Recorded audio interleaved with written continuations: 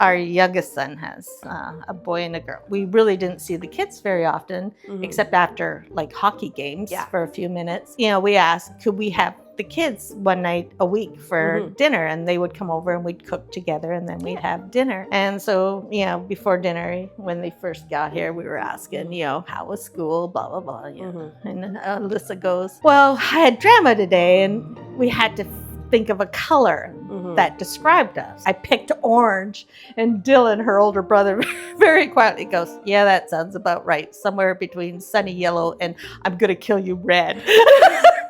The women in our family, just about how it goes. They're like the sun. Beautiful, majestic, and terrifying. Women in my family run the same way. Yeah. I can't see your nanny taking much from anybody. Oh, no.